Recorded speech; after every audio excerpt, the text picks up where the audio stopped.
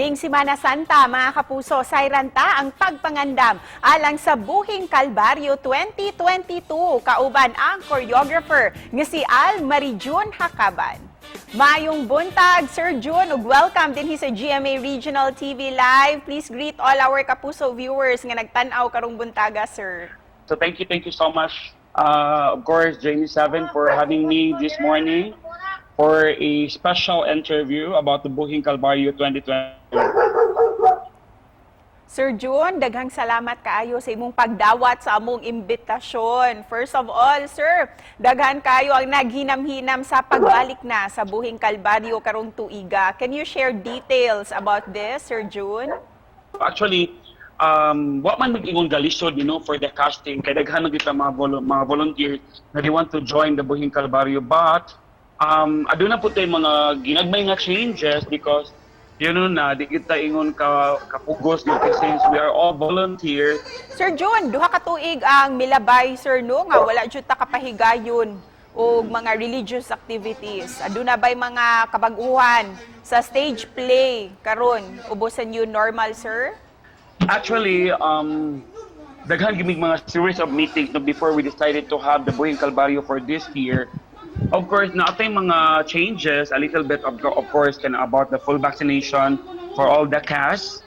At the same time, we are aiming to have a dako nga crowd for the cast, but because the practice is always late at night, let's say mga 8 o'clock, so murag nigamay lang ta karon, but of course well trained ang atong mga mostly out of school youth, so dindot jud kaayo. That's why every night naghashas yun me, we're always polishing every scene for the Buhing Kalbaryo. So mao na ang i-expect for the spectators karon nga ang Buhing Kalbaryo is different from the other years nga na show. Naila na gayud ang Guadalupe sa stage playing ninyo sa Buhing Kalbaryo matag Semana Santa. Unsay mga hagit nga inyuhang na-encounter karon, sir, sa inyong mga practices?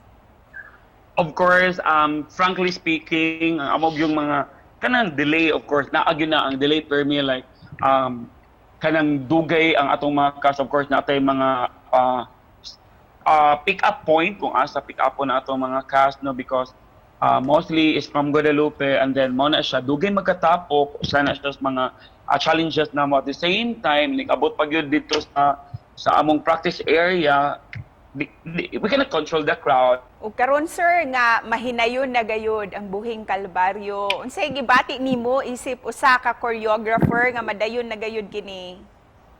Actually, I've been to Buhing Kalbaryo for 15 years and counting.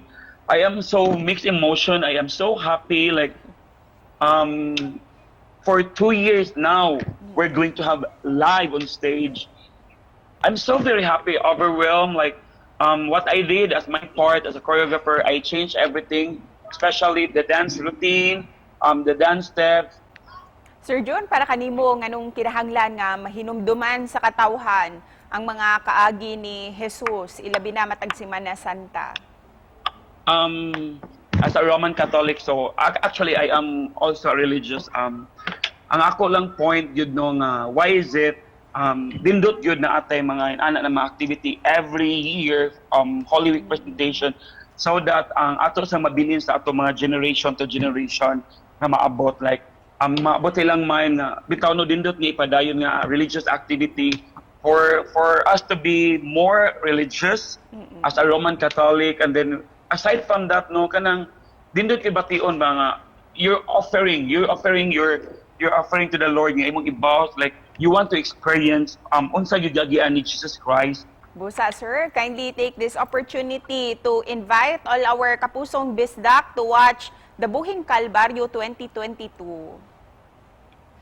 So mga kapuso, we'd like to invite you all for the Buhing Kalbaryo 2022. That will be on April 15. The play will start sa San Nicolas Parish, and then we're going down to Virama Avenue Street for the Station of the Cross, and then we go directly to the Guadalupe. But still, for now, we don't have a place for the Kalbaryo scene, which is the scene asa mamatay si Jesus Christ. So we're looking forward for the Guadalupe Church ground, and then the other option will be the Espina compound. And Sir June, isip pa na po sa mensahe nga gusto nimong ipaabot sa ato ang mga kapuso dinhi sa Central and Eastern Visayas.